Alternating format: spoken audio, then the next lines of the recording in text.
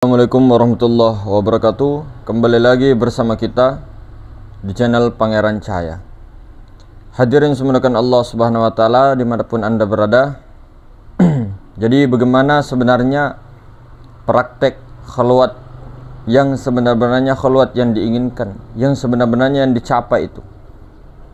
Nah, maka khalwat di sini sebenarnya banyak versi, banyak cara, banyak ritual.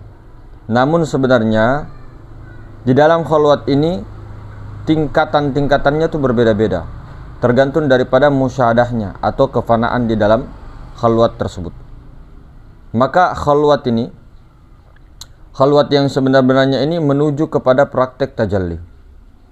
Maka caranya bagaimana?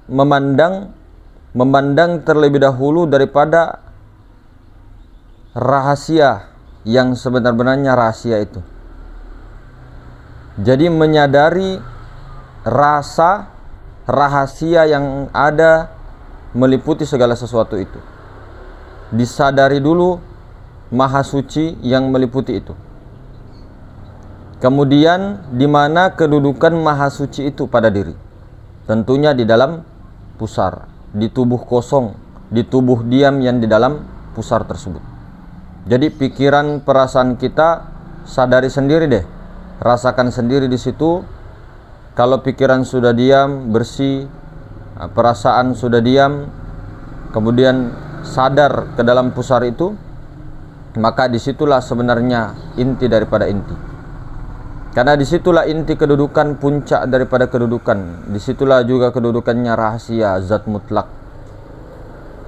Jadi yang tahu itu hanyalah orang-orang yang sudah mengalami pengalaman-pengalaman ini. Karena pengalaman ini kita tahu hadirin, pengalaman ini tidak bisa dibagi dengan uang, tidak bisa dibeli dengan uang.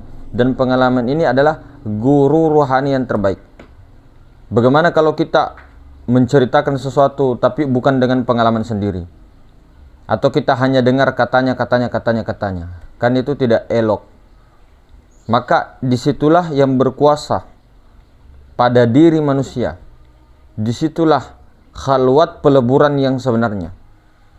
Nah, kalau khalwat Nur Muhammad beda lagi. Kalau khalwat Nur Muhammad itu sadar kepada nyawa naik turun, sadar kepada batang tubuh, itu khalwat Nur Muhammad. Tapi ini khalwat sebenarnya menuju kepada praktek peleburan. Nah, jadi disitulah kita dapat pelajaran yang hakiki. Jadi kita bisa dengan sendirinya mendengar betul-betul kalam-kalam Allah Subhanahu wa taala. Karena yang berkata-kata itu yang sebenarnya itu adalah wa fi anfusikum afala tubsirun.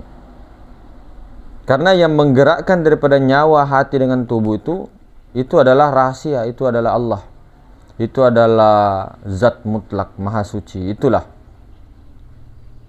Jadi jalannya inti sebenarnya tajalli itu adalah ada pada diam sedam-diamnya itu. Jadi disatukan pikiran dan perasaan itu sehingga rahasia Allah yang ada pada kedudukan pada tubuh itu bagus, afdol dia. Jadi tidak ada nafsu anania di situ. Jadi bicaranya itu, kalamnya itu dia betul-betul mengalami langsung. Kalam-kalam yang dia keluarkan itu, dia langsung mengalami itu hasilnya. Jadi bukan hanya bicara-bicara saja, bukan hanya katanya-katanya, bukan hanya dari kitab ini dan sebagainya, tapi betul-betul dia alami sendiri. Nah, karena dia betul-betul melihat Allah, menyaksikan Allah dengan betul-betul, dengan pengalamannya sendiri. Nah, jadi di sini kita tidak menghayal-hayal tentang Allah, tidak membayang-bayangkan Allah, tidak menghilang-hilangkan sesuatu, tidak. Bukan dihilang-hilangkan, dibayangkan hilang kosong, tiba-tiba kita ada di padang-padang di mana gitu, tidak. Bukan seperti itu. Dalam kondisi sadar sesadar-sadarnya. Tapi yang sadar itu Allah. Lalu kita, jiwa kita itu pikiran perasaan fana di situ, lenyap. Inilah rahasianya rahasia. Disitulah rahasianya Allah di dalam tubuhmu, di dalam pusarmu. Di dalam dirimu itu, kenapa kamu tidak melihat? Itu kiasan ya, kiasan di dalam diri, tapi dia sebenarnya di dalam ya di luar juga. Namun penyaksian kita tahu selalu diulang-ulang, karena selalu diulang-ulang maka penyaksian itu betul-betul ke diri, bukan ke luar. Meskipun rahasia Tuhan itu ada pada setiap manusia, ada pada setiap alam semesta dan maha segala sesuatu. Itulah nur Tuhan, itulah maha suci, itulah tubuhnya Allah Ta'ala. Bukan Allah bertubuh, tapi itulah tubuhnya Allah Ta'ala. Itulah tubuhnya Tuhan. Maha ruang itu adalah tubuhnya Tuhan. Karena inilah yang mengendalikan napas naik turun. Itu diam sedang-diamnya. Dia tidak keluar masuk, dia tidak naik turun. Justru dia yang mengendalikan naik turun napas, dia yang mengendalikan keluar masuk napas. Itulah yang bernama Allah. Itulah rahasia yang Allah. Itulah yang sebenarnya itu. Nah, dan ini apa namanya? Zat mutlak ini itu esa dengan Tuhan yang sebenarnya Tuhan. Siapa? Rabbul Izzati. Jadi Ruh Kudus ini tiada lain daripada Ana, tidak lain daripada Allah Ta'ala yang sebenarnya Allah. Jadi kemana kita mau mencari? Kemana kita perginya? Kemana kita larinya? Kemana prakteknya kalau bukan ke situ? Karena lewat situ semuanya. Tidak ada jalan lain kalau tidak lewat situ. Adapun orang lewat sini itu hanya karena bahasa saja. Oh, saya lewat sini, bahasa saja, metode saja yang berbeda. Tapi selama dia mengetahui betul-betul yang muhit, yang maha suci segala sesuatu, kemudian kedudukannya ketika dia bersadat itu kembali kepada dirinya, dia tidak kemana-mana menghayal, tidak keluar kemana-mana, maka itulah yang disebut mukmin. Itulah yang betul-betul Islam, Muslim, menyerahkan dirinya totalitas. Apakah yang mengucap 2 kalimat syahadat kemudian itu secara syariat, rukun iman dan sebagainya. Yang kita maksud di sini indallah, mukmin indallah, Islam indallah. Mukminnya di sisi Allah, bukan di sisi katanya orang. Islamnya di sisi Allah, bukan Islamnya di kata-katanya orang.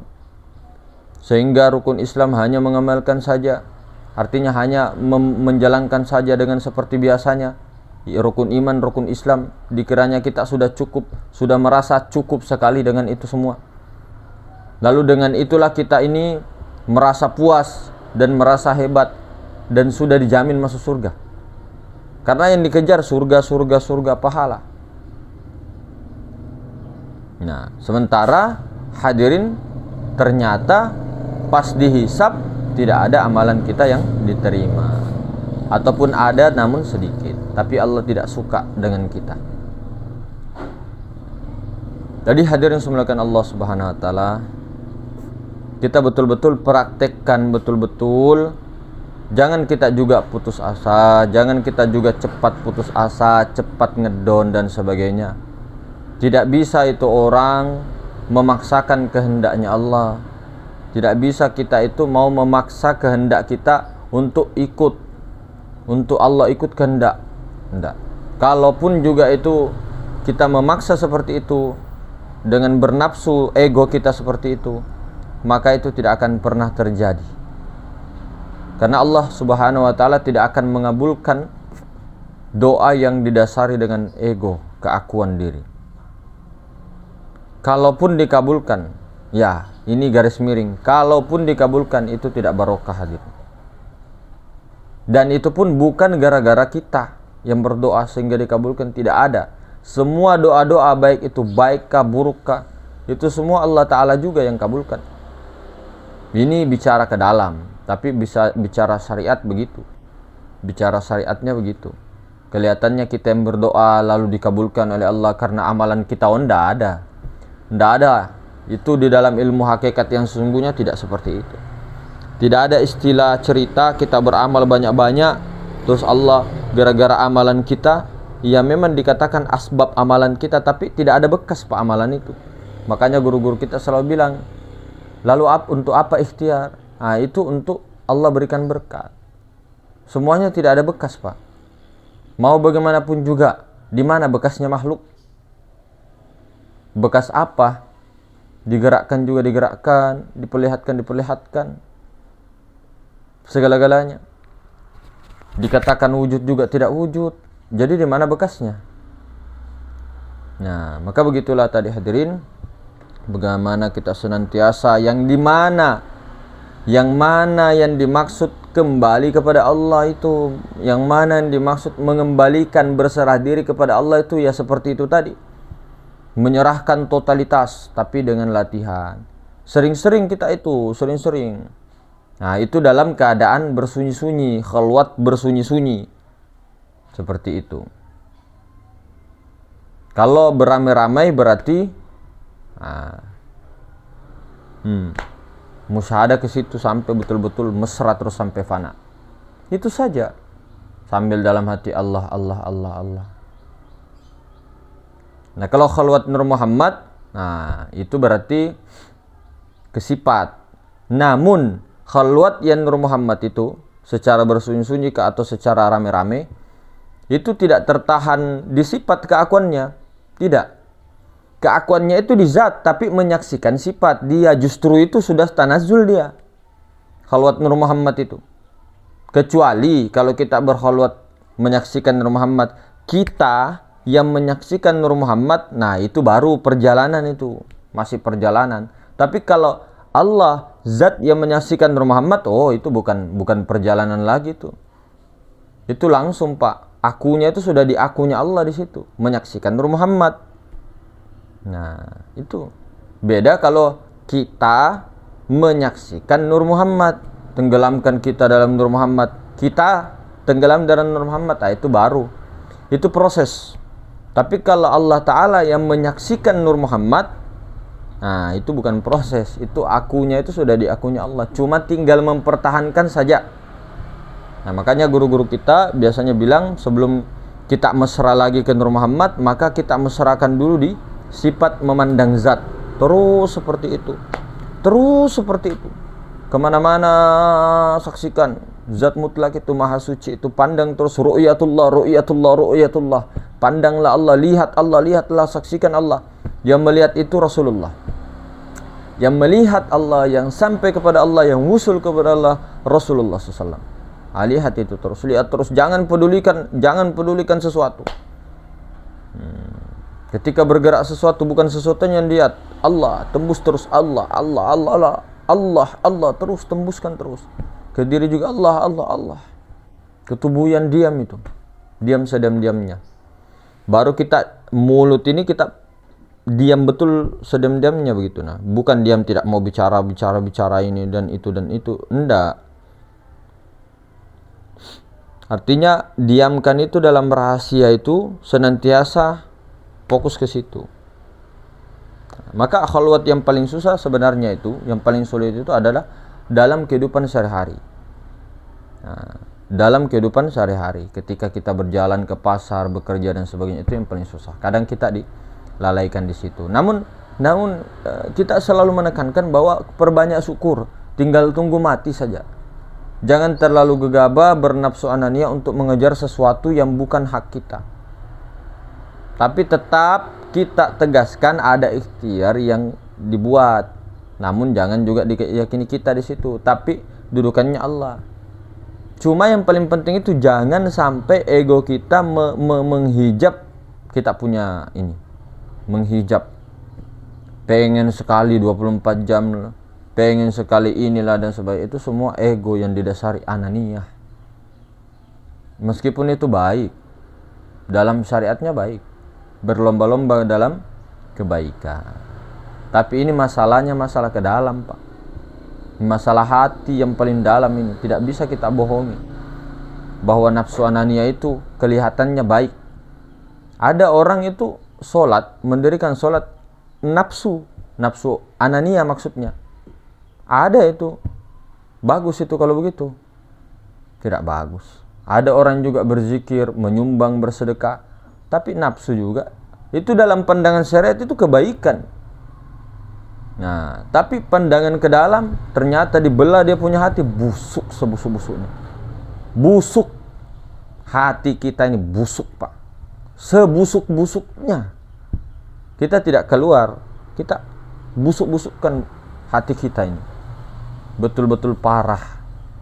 Parah betul-betul. Nah, disinilah kita bagaimana muhasabah terus diri sambil mempraktekkan terus.